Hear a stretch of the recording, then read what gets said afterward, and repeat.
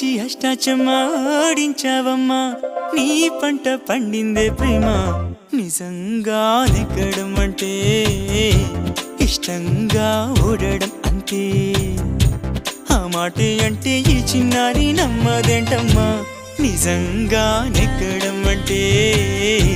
ఇష్టంగా ఓడడం అంతే ఆడించి అష్టాచమాడించావమ్మా నీ పంట పండిందే ప్రేమ